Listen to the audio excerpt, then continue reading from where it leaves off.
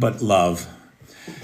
Good morning, good afternoon, good evening, whoever you are, wherever you are, whenever it is for you. For me, it is just past midnight on Saturday, December the 7th, 2024, which makes this the news for Friday, December the 6th, 2024, day 1017 of Vladimir Putin's war of aggression against the people of Ukraine. I am Peter Alexievich, and this is the Live at 5 from Kyiv, bringing you all the latest happenings from on the ground here in this major European capital city that is under siege. And I see that the peeps are coming in. David Keller, how do you do? Joey the Lips is here. Hey, Lars. Hey, Vanetta. Hey, Cheyenne. Hey, Cool.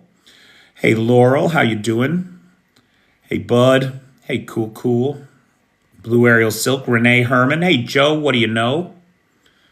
I don't know much. Boy, you preempted that, Joseph. Yes, you did, pal. How about that? Hey, Rocco. Hey, Bernard. Nice. That was nice, pal. Robert Chapman, good evening. How's everybody doing tonight? Hey, PH. Hey, Darlene. Hey, Anthony. So, ladies and gentlemen, today is December the 6th, Friday. Or it is for you. It's just past midnight here for me. So it's just now December 7th. And again last night, we saw the Russian Federation send 53 drones, attack drones of the Shahed 136, 131 type against the territory of Ukraine. Now that is disturbing because it's about half of what they've been sending every night. It's 3/5 of what they've been sending every night. And so my expectation is that it's going to be a loud fucking weekend. That's what I'm thinking. I'm thinking that we're going to see, and if we don't see a massive attack over this weekend, then we're really going to be hit next weekend. That's my prediction based on our history here. Now, of the 53 drones sent last night, 32 were shot down by mobile air defense units and elements of the Ukrainian armed forces. Another 16 were lost due to electronic warfare. Hopefully they became a problem for the Belarusians and the Russians. Now, we know the Air Force is saying that 2 of last night's drones were returned to sender. They were spoofed off in the direction of the temporarily occupied territories. That means the Ukrainians took 50 of 53 out. That's a 94.3% interception rate. Huge, just huge. Now, last night, think of the thousands of lives these guys save every night. It's incredible. Evening, Birdie. And Fitz, I saw the notification that you sent that, but I didn't have a chance to look at it, pal. I'll try to take a look at it tomorrow. Now, losses for the Russian army, according to the Ukrainian armed forces. Yeah, as I suggested last night they would. Yesterday topped 750,000. We are now standing at 750,610. Russians estimated to have been KIA or WIA since the start of the full-scale invasion. That was a loss yesterday of 1,660, which it's just insane to us that they continue with these kinds of numbers. Now, the British MOD today tweeted that November was the biggest loss for the Russians yet. 45,000 troops taken off the battlefield, more than that. An average daily loss of 1,523. This was the 5th consecutive month that Russian losses had broken all-time records.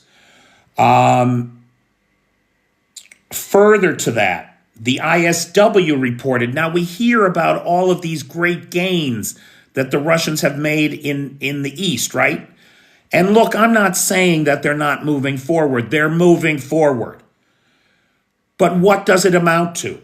According to the ISW, in the month of November, the Russians took 800 square kilometers. That's less than 30 square kilometers a day. From September, October, and November, according to the ISW, the Russians took a total of 1,500 square kilometers. In that time, they lost 125,000 men. That's a loss of 50 men for every square kilometer. The price that they are paying is extraordinary. Laddie, it is unfathomable. I mean, it is literally beyond the belief or comprehension of any rational, right-minded person. William Russell asked the question, why don't the Russian people revolt with those kinds of losses? And that is a great question, Mr. Russell. And the answer to it, I think, is the reason why we in the West get everything so wrong when it comes to Russia. And why we have to trust the Ukrainians, because the Ukrainians understand these people in ways that we can't. We can't imagine not revolting over this kind of tyranny, right? You can't imagine. You'd rather die in the streets and revolt against this. The problem is that the Russian people for 500 years have seen everybody that tried to revolt murdered in the streets. It has been beaten out of them. You're talking about 400 years of serfdom, and then you're talking about 80 years of the most evil experiment ever conducted on human beings, the Soviet Union, and the terror of that, and the forced creation of a class of people that are depoliticized, who have been told that they have no say, they have no power, they cannot change anything, they'll never be able to change anything.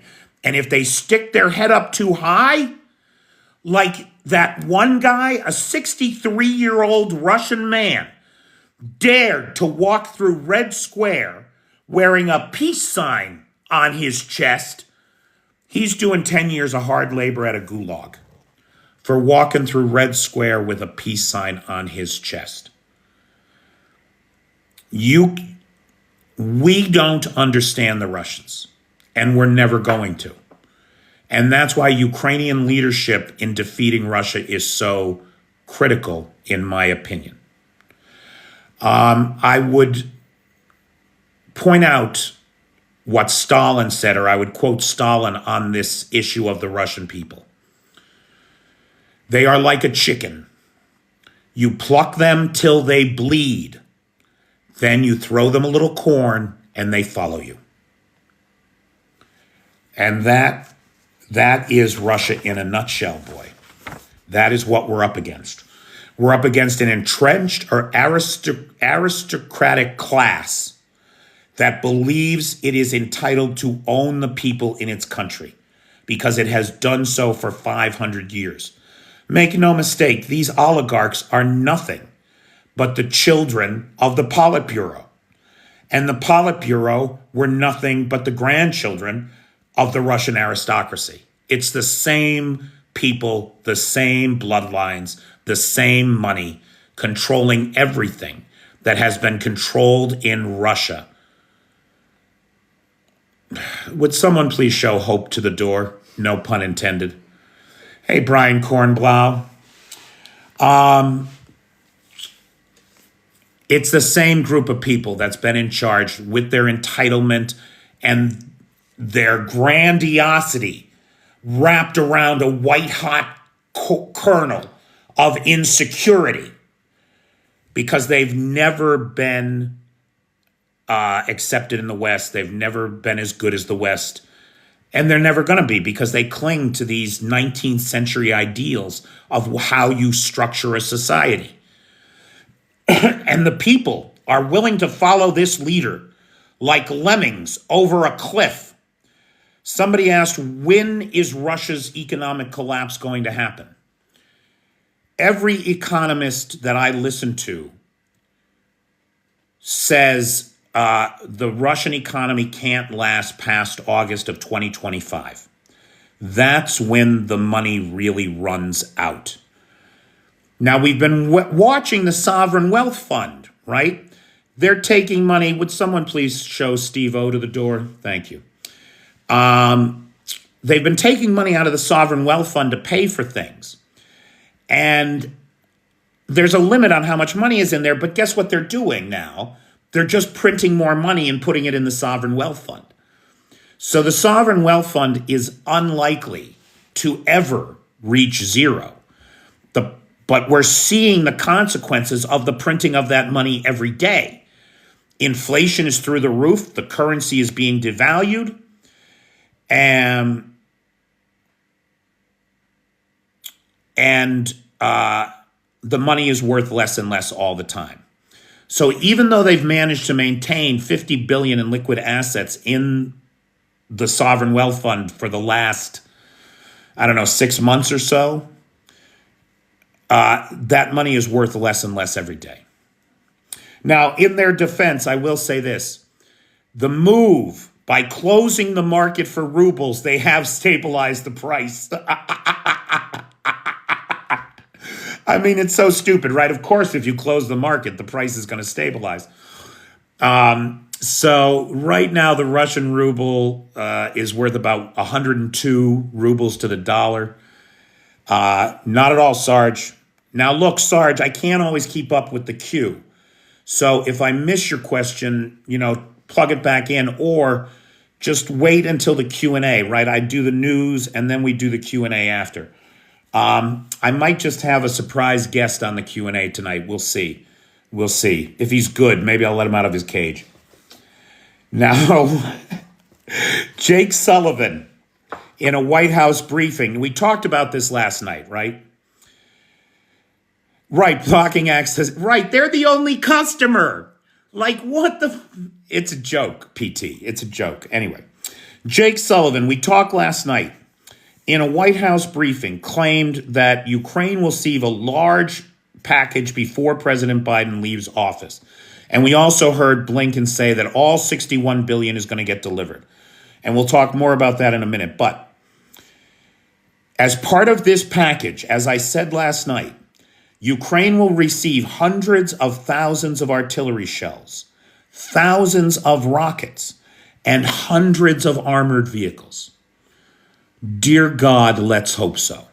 Let's hope so. Now, as a follow-up to that, somebody had asked last night, what's going on with glide bombs? Are there more glide bombs being shot at Ukraine? There was a briefing of Western intelligence officials in London today. And at that briefing, they said that glide bomb use is on the rise as artillery ratios fall. So the Russians are today, hang on to your hats, hitting Ukraine with 10 times the number of glide bombs every day that they were a year ago. Glide bomb hits are up tenfold over last year. Now, curiously enough, base, how do you do? That was my left hand, right? Because I'm not in the military, so I can't use my right hand.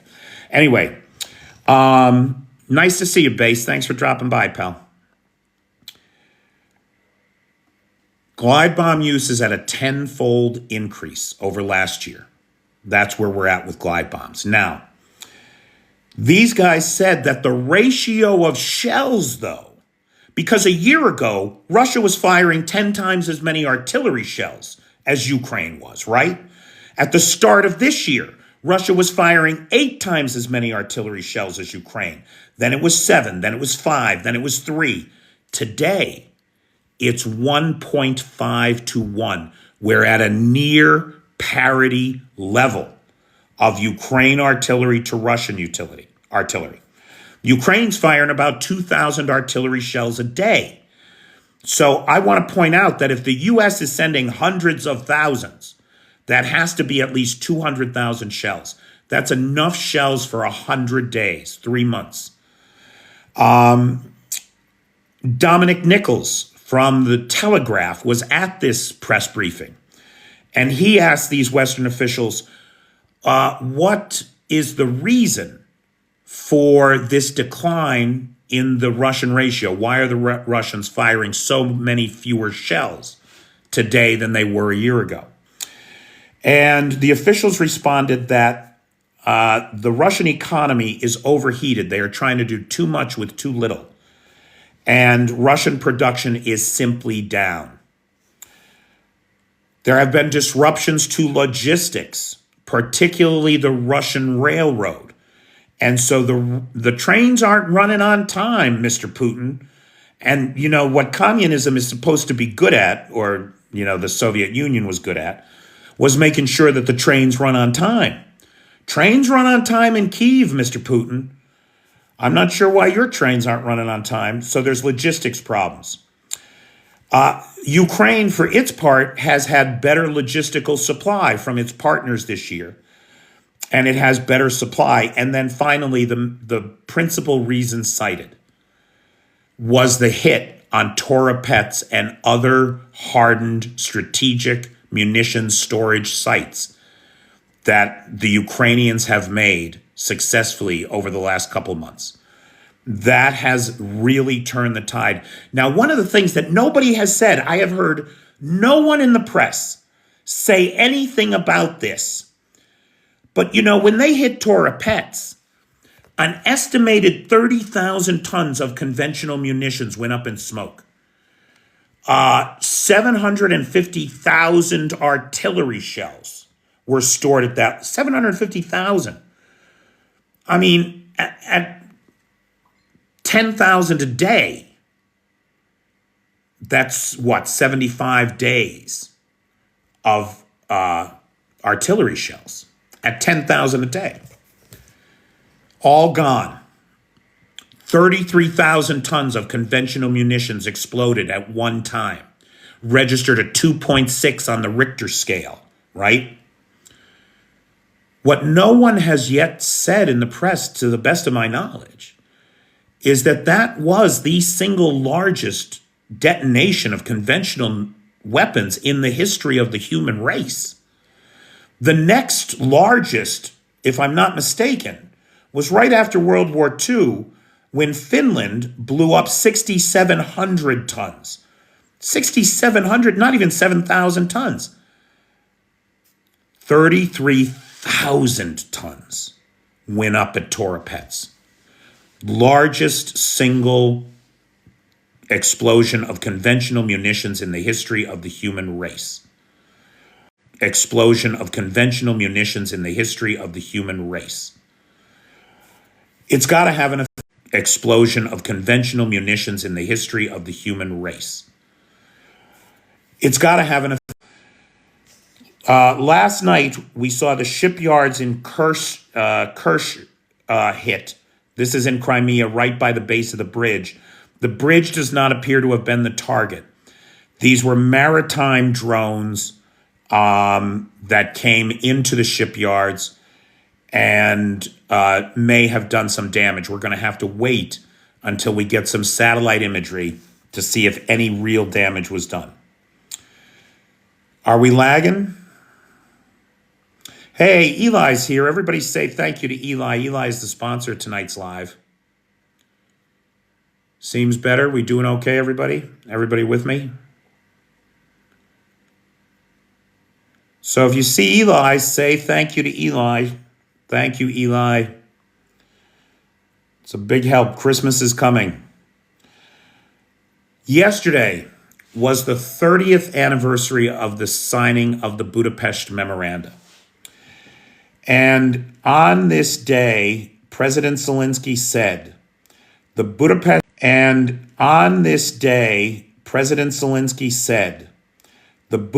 Memoranda has not worked one day on behalf of the Ukrainian people. And he's not wrong. He's not wrong. It is worth saying, though, I think, because it's my opinion, right? I can't say for sure that it is my opinion that if Ukraine hadn't given up those nukes, if they had tried to hold on to them, it would be like Belarus here now. Russia thought they could control Ukraine with a puppet regime under Moscow's thumb. That's my opinion. But Zelensky said the words, the memoranda has not worked for the people of Ukraine one day. We are buffering again, are we? Is it bad, Cheyenne? Should I try to restart? You refreshed and you're fine now? That's common sense. Try refreshing, guys. Maybe try refreshing. Hey, Jake Glukowski. What happened you're out on the West Coast today. What happened with that tsunami?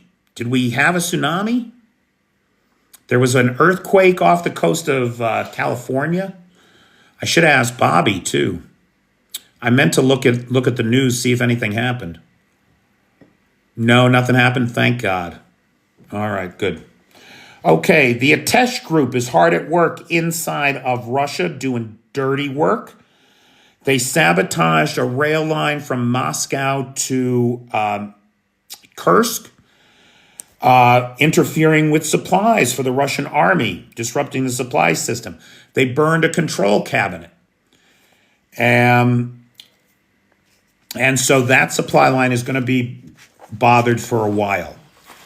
Now, guys, you know this channel is exclusively, dedicated to Ukraine, but sometimes there are things adjacent to Ukraine, and one of them is Syria. Syria is important because right now Syria is drawing former Wagnerites, the Africa Corps, out of Africa. The Russians are pulling the men from Africa, sending them to Syria to try to prop up the Assad regime. So it's worth looking at it because should Assad fall, it will mean a diminution of Russian power in the world. They will lose the air base from which they exert their power in the Middle East, from which they have leveled the cities of Syria and taken out as many as 600,000 civilians from those airplanes. They will lose the naval port for the Mediterranean fleet. They've already emptied the fleet from the port. That is correct, common sense. I have a video with satellite footage showing the ships gone from there. So the loss of the Assad regime is important to Russia's place in the world and its vision of itself as a global power. Should it lose Syria, it will be a major geopolitical blow. And I would point out that the whole thing is self-created. If Russia hadn't started the war in Ukraine, they wouldn't have had to pull all the men and equipment from Syria to Ukraine that they have, and Hezbollah would not have been decimated by Israel the way that they have been. And those are two of the biggest supporters of the Assad regime. So all of this is made possible by Vladimir Putin. And I think that if Alanis Morissette were here, she'd rewrite that song. Foreign ministers of Iran, Iraq, and Syria held a joint press conference calling on the Arab world to come to Syria's aid, warning that the rebels are the T word, which is really funny coming from the Iranians, right? Stressing there was a collective need for collective action to confront it. They condemned Israel's attacks on Syria and Lebanon and Gaza. They said, quote unquote, there is no choice but to coordinate, cooperate, and continue diplomatic consultations to eliminate all risks of escalation in the region. They went on to emphasize the need to mobilize all Arab, regional, and international efforts in order to reach a peaceful solution to the challenges facing the region in general and Syria in particular. So it is really rich to hear the Iranians calling for peaceful cooperation. You got to be kidding me. Somebody sent me a note saying that some Iranian official had said that it was unfair for the Ukrainians to be supporting the rebels and that the Ukrainians should stop giving them drones and military aid. Now, I could not find that quote anywhere. I could not verify it. But it is the kind of hypocrisy we come to expect from the mullahs in Iran, right? Oh, we can sell Shahed drones to the Russians for all the African gold we can carry, but don't dare support somebody that supports our opposition. The Kurds, of course, are important to me personally because the United States has abandoned them so frequently in our geopolitical history. They are the single largest ethnic minority in the world without a homeland. And they are part of the secular forces opposed to the Assad regime. And they control about a third of Syria. The Kurds are moving to secure their hard-fought autonomy and preparing defenses along the areas of their governorate. That the area that they control is referred to as a governorate. They are concerned that their situation could destabilize, risking violence for them as well. Quote unquote, from the Kurdish spokesperson, the developments taking place in our homeland Syria pose a threat to the security of our people. And so the Kurds are staying out of it, letting the government forces and the rebels murder each other as much as they can, I guess. And then we'll see where the Kurds stand. The rebels, HTS, have taken Hama and are speeding toward Homs. Now, last night, we said that the Syrian army had taken up positions around Hama and pitched battles were happening there. Well, apparently, those battles are over today. And the Syrian army is in retreat back to Homs while the rebels are advancing toward it, having taken Hama.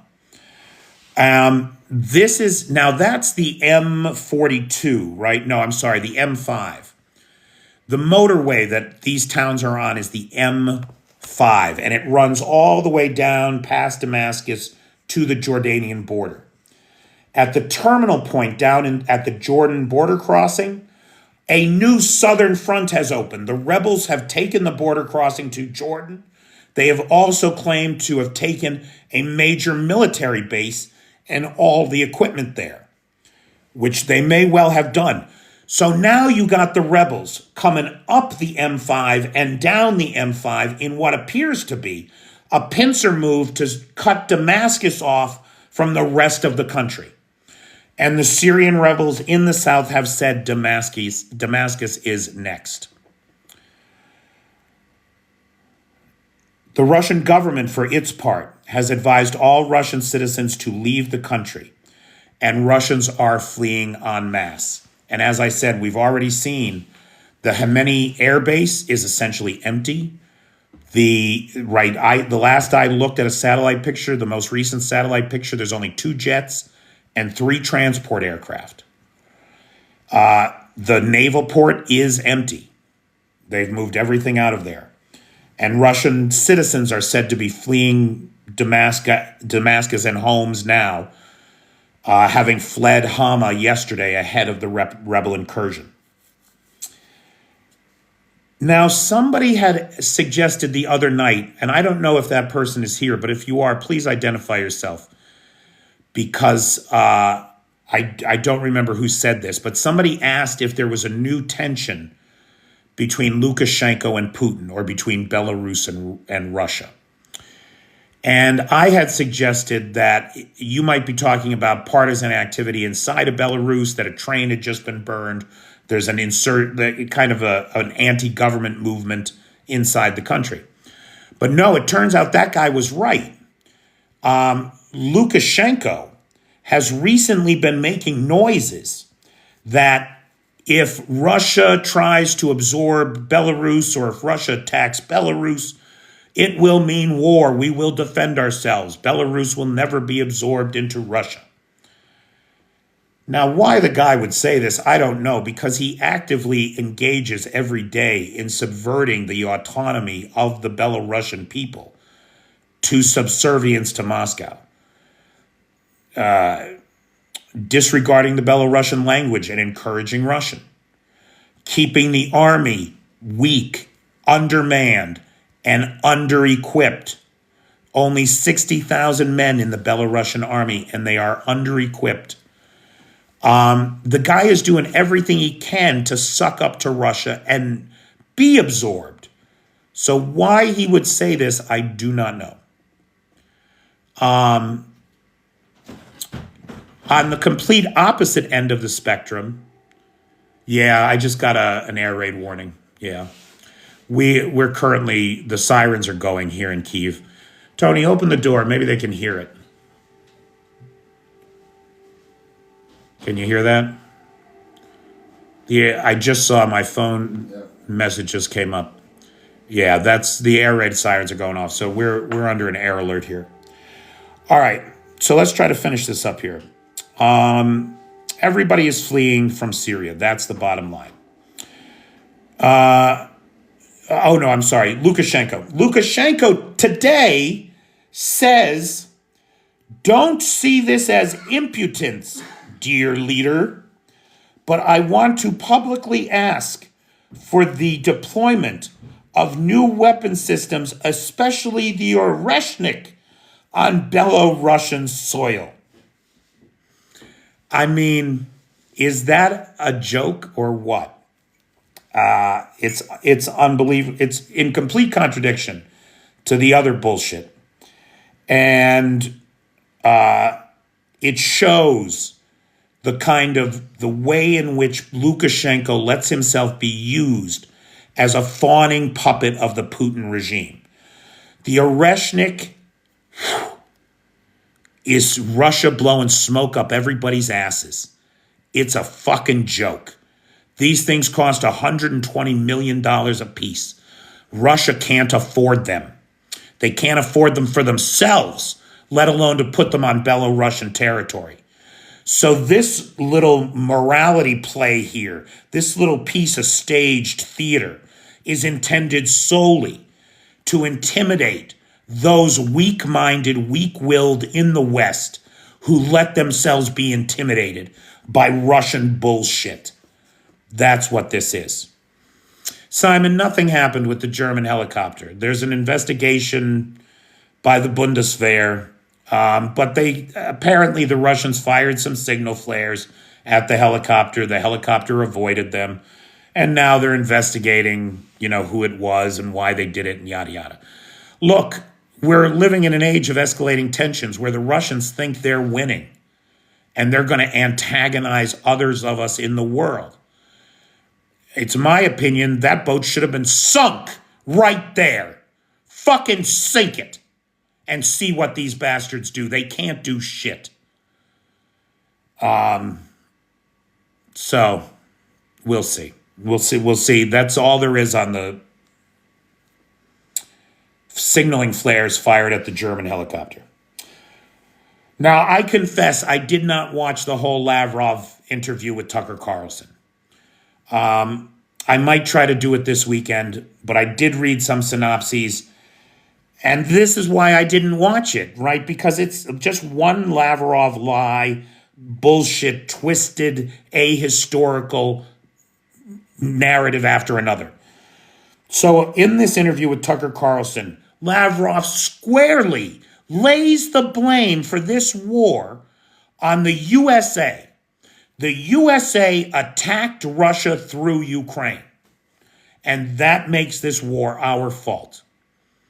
This is really what he said. He went on to say that we will use any means to protect ourselves and prevent a strategic defeat. Another nuclear threat, veiled as it was. Also, in an obvious attempt to drive a wedge between the U.S. and Europe, He indicated that they might be open to doing a deal with Europe and leaving the US out of it. Europe should learn to protect its own interests. Okay, in Kursk, both Ukraine advanced on the eastern edge of the salient. Russia advanced slightly on the western edge of the salient. Kursk has a new governor, Alexander Kinstein. He's an experienced member of parliament who was appointed as the new governor to manage the crisis in Kursk. Apparently, Putin is blaming the last governor for the crisis in Kursk, not the fact that he started a war. Small gains for both sides along the Donbass front. There's some give and take there. Tony Takiri turned me on to this. Agreements have been signed between Ukraine and the Estonian company Frankenberg Technologies. It should be Frankenstein Technologies, because listen to this. For the field testing of the Frankenberg Mark I, an AI-powered robot drone designed to take out incoming drones, functional to an altitude of 2 kilometers. And we didn't get many other technical specs on it, but very, very interesting. Frankenstein is coming to other technical specs on it, but very, very interesting. Frankenstein is coming to Ukraine.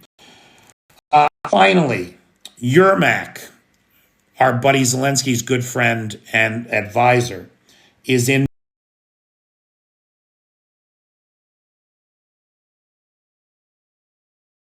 D.C. He has spoken to Keith Kellogg, J.D. Vance, the NSA pick Waltz, and Jake Sullivan. He had 2 days of meetings with Trump officials, the current administration, and business leaders. Though those were not identified, he said when asked with a wink. NATO membership is the big play. Ukraine is pushing for NATO membership as the security guarantee to agree to a ceasefire and diplomatic processes afterward. But they know the Budapest Memoranda did not help them. They don't want some vague security assurances. They want to be part of the club, or it appears that it's negotiations will be a non-starter. All right. Finally, one last thought here. Keith Kellogg, these Trump guys are so hard to read. They're so hard to know what's going to come next with them. But Keith Kellogg has said publicly that he's in favor of the Biden administration sending all the weapons it wants now to strengthen Ukraine's bargaining position, which you would not think would be the case from a guy who's part of an administration that has said they're going to end all Ukraine funding and support. So I think the reality is that we still don't have any idea what Donald Trump is going to do. This thing could go any number of ways, and we'll need to keep our eye on the prize as we move forward. All right, that's it for the top line news. I don't trust him either, Cheyenne, and you're right not to trust him. Louise, can you not find your glasses again? They are still sending long-range missiles, Neil. Yes, that's part of this upcoming package. Big thanks to Eli, who is the sponsor of tonight's live. Big thanks to the moderator team. They are the best moderators on the Tickety Talk. Cheyenne, Vanetta, PTJ, and Travis. Big thanks to Lars, who has the Alexievich archive and the Discord server. Vanetta, who has our Google Doc share. And Nightshade, who has Peter's Peeps on the Book of Faces. And now we'll go to Q&A. And for this part, I would like to introduce my friend and our very special guest, Tony Takiri. Yay! Big round of applause for Tony. Tony, you want to come over here, or do you want to log in? Do you want to go live online? Wait, I got it. Pull a chair over. This is for you, PT.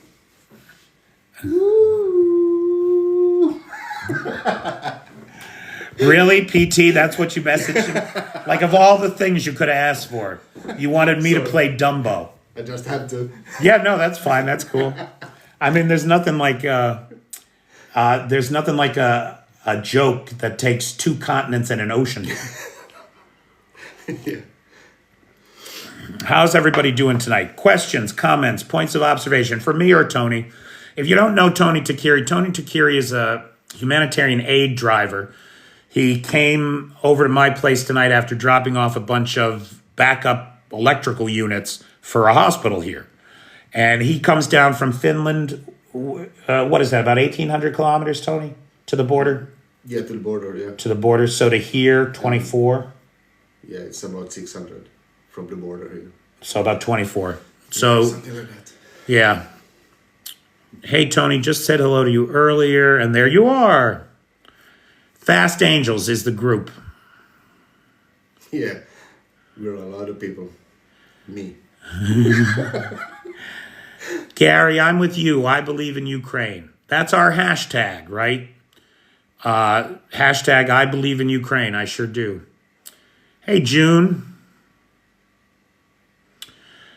So, June, that's an interesting question. I did not cover it here because I don't like giving Ramzan Kadyrov any airtime, personally. I am disgusted by his existence. Tony is Finnish, yes.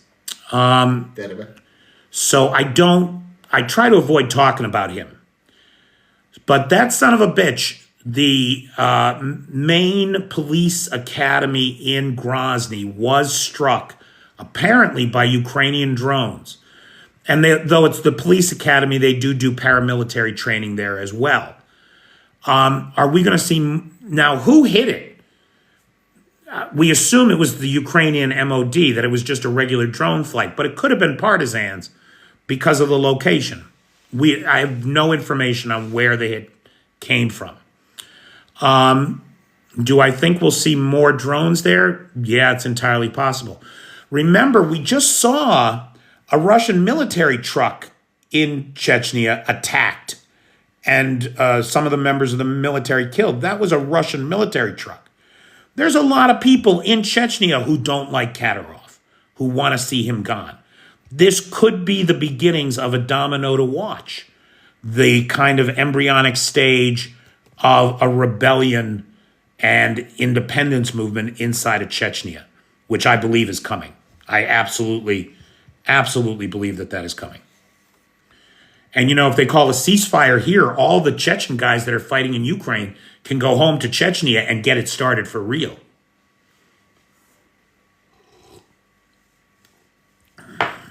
Hey, little red sunflower. Oh, yeah, Kadyrov's the worst, June. He's the worst, that guy. I mean, I won't go into it, but did you see the psychological torture of the Ukrainian POWs he was engaged in? It's disgusting. He's disgusting. Really? Is it not working? Oh, right. They shut it down, right? Oh, right. I heard about that. So this fucker gets his hands on a Cybertruck. He mounts a 50 caliber machine gun on the back of it. And then Tesla turned it off remotely. Oh, gosh. Right, June? Right. I mean, that's why I don't even give that guy airtime. He's the worst. Hey, Roberto. I am live every Monday through Friday from 5 p.m. Eastern Time to 6 p.m. Eastern Time. Hey, Bobby has a great question for you, Tony. Do you see it there? Yeah. Ukraine morale. It's good. It's still good. It's unbelievable, but it is good. People are really fighting for their everything, their homes. They're tired, yeah. Right? But they're not giving up. They're not giving up. We are not giving up. Hell no. Well, I gave up a long time ago. That's why I'm in Ukraine. Whatchamacallit, when I was out east, the guys that I was with said very clearly that they would fight with slingshots and bows and arrows if the whole world abandoned them. And they had it hard. Life was not easy out there.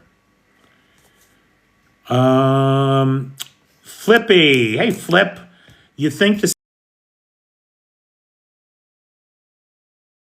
day that the protesters are on the streets? The protests have now spread from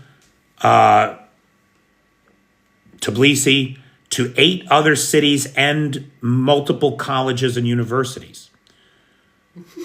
Oh, my live is being flagged for harassment again. Ugh. Wait a minute, guys. My live does not contain this content. Is it me again?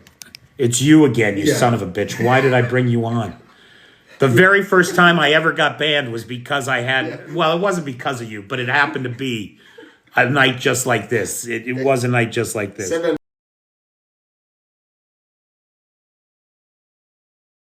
minutes and gone. 7 minutes and gone. So I do think George is going to escalate. The protests are gaining momentum despite the crackdowns, spreading to other cities and colleges and universities. Eventually, they're going to turn from rubber bullets and tear gas to bullets. And then that's going to be the decision point for the Georgian people. Right? They're bringing in Russian soldiers now to put the people down. So it's going to get bad. Cowards. They're the worst, man. Like a sprinting tiger, the breakfast cereal joke. Okay, that's a sidebar. If Ukraine is loaded up with weapons, do you think they can outlast Russia till they go broke in summer? That is the great hope, Bobby. That is the great hope. Now, again, we're getting these mixed signals from the Trump guys. Of course we are. Because they're not people of integrity. They're people of opportunity. And so they keep themselves open to the opportunity of the moment for them. So we'll see. But I do think that loading up Ukraine with weapons now is the very least we can do. We have to. We have to. Yeah. A kind of Maidan too, yeah. It could turn Kent State. It absolutely could. For those of you unfamiliar with Kent State is a university in Ohio, in the United States, where I believe it was the National Guard came in and they shot at students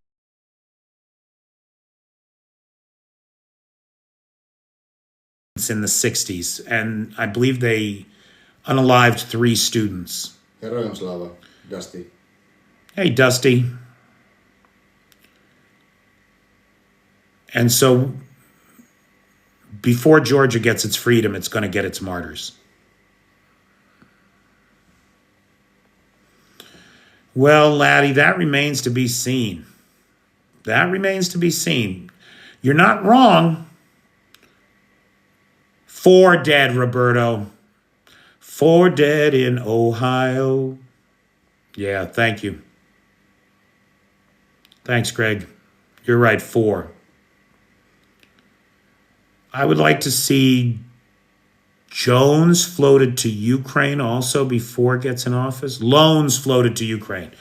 So the United States has come up with a $50 billion loan train based on the frozen Russian assets. So that's $50 billion. Hey, Ray Marshall.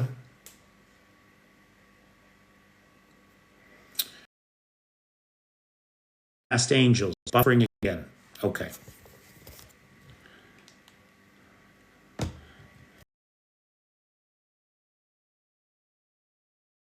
Guys, we have just about 3 minutes.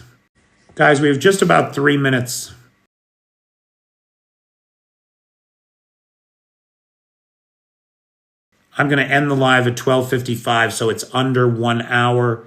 And then I can repost it on TikTok, which I just discovered. What? Why are you shaking your head no? We're doing overtime.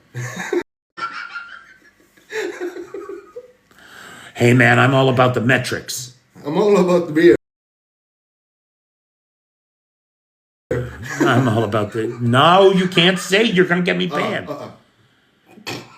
This is for informational purposes only.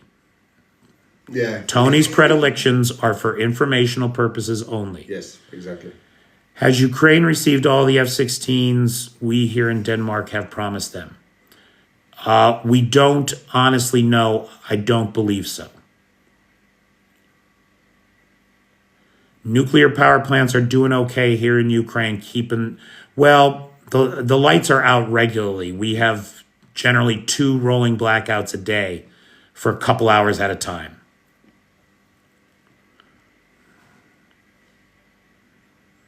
Allegedly. All right, I want to say a big thanks to our sponsor for tonight, Eli. Thank you, Eli. Big thanks to the moderator team, Cheyenne, Vanetta, PTJ, and Travis. Thanks to Vanetta, who's got the Google Doc share. Thanks to Lars, who has the Nightshade, who has the Peters Peeps group on the Book of Faces. It's hard to keep track. And Lars, who has the Alexievich archive and the Discord server. And then there's Tony. Tony, thank you for my mustard. What's that, 10? You have to scroll up. I have to scroll up? Yeah. Either way. Or down. Scroll down. A little more. Just a little more. A little more. Up, stop. Is Tony single asking for a friend? That's why. Louise, you can do better than this. Yeah. You can definitely do better than this. I mean, 2 beach balls. Unless you count each of my tits separately, then it's down. 4. Okay. Sorry. Yes. I'm not going to answer this question. No, do you want to answer it? No. No ring. No. Oh, so you're just going to let them assume? Yeah. Okay. Exactly. Tony doesn't have a girlfriend. There's just a woman who, if he said he didn't have a girlfriend, would be very pissed. Yeah. Yeah.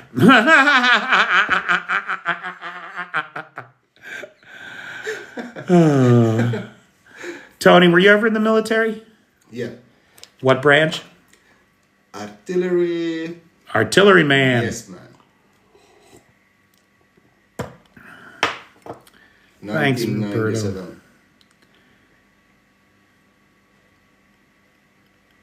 And Base, you're still here. Everybody's here. Look at this. We have 160 people in the living room. That's true. I'm usually out of here before it drops that low.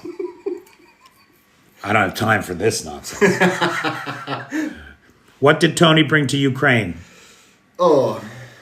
Electric stuff for hospitals. Like backup generator units? Yeah, UPS and everything like this. And mustard for Peter. And some, oh, yeah, he got me mustard, yeah. From Finland. From Finland, the best ones. And here, wait. Here, do you want to hold this up, and I'll show them. It's really good mustard. Hey, this guy needs some help here. This is not good. No, hell no. Look at this. Mustard coming up. Now this one is new. I've never seen this one before, so I'm excited to try this one. It says väkevä. It's a strong. This one is my favorite. This is extra strong. This is my total with some roast beef and some cheddar, man. And then this is great. I love this too, but it's definitely a second favorite to this one. And then look at what he brought me. Scorpion. McElhenney Scorpion Pepper Tabasco. I'm in heaven. Thank you, Tony. And candy. Candy. This guy needs chocolate. A lot of chocolate. I may not need it, but I do want it.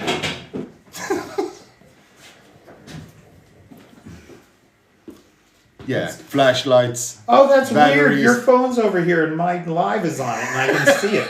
You can see yourself in your live? No, I can see you. Me I'm in your camera. live. Yeah. That's not good. Yeah, let me grab this. What I really need is a new phone stand. You're right. Because this one, if I let it go, it falls over. Yeah. Tony, look at the pinned comment. How do you fundraise, Tony? Can we help? Where do they do you have a webpage? Fast Angels? You can look at me at TikTok. Tony Tikeri. Is it at Tony Tikeri? No, At Tony Tiger? Tiger.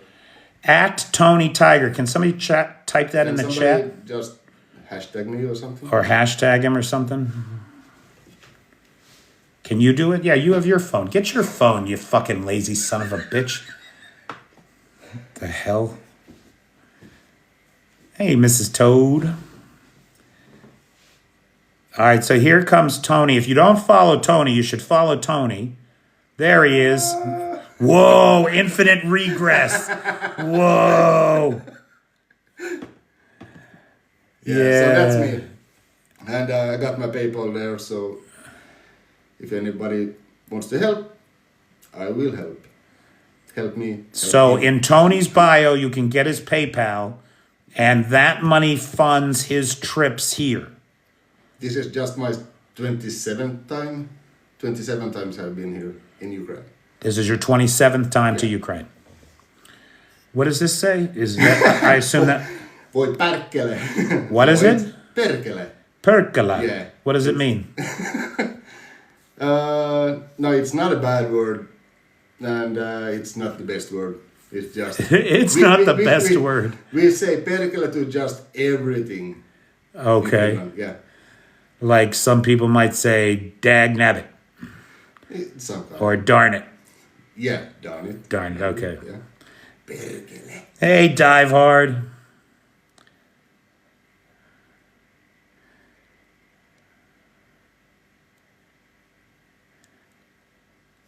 Like a shit.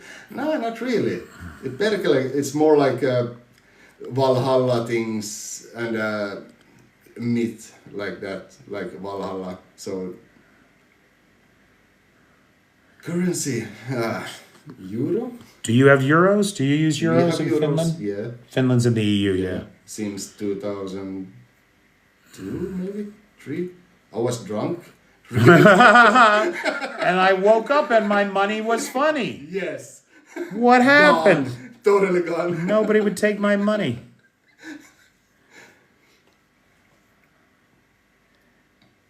TikTok translated it as devil. Yeah, you know. Devil, demon, evil spirit. Yeah, it's a spiritly thing in Finland. We Right have on. Perkele and Valhalla and like Sweden, Norway, but we have Perkele. It's a classic word. I take everything but rubles. Yes. Actually, that would be a damn good business. Just taking rubles. Yeah, buy cheap now and lose everything. And what, wipe your ass with them later? Lose everything as usual. Krampus, yep. Krampus is a thing. Yeah. Finnish marks, were they called the mark tone? Yeah. And it was a good value. It had a good value. Well, if that mustard's only less than $2, that's a good economy. It is. All right, guys, seriously, I do not want to have to edit this live, and we're down to 126 people. Yeah. So I'm calling it a night. Plus, I got to be up and out the door at 11:30 tomorrow.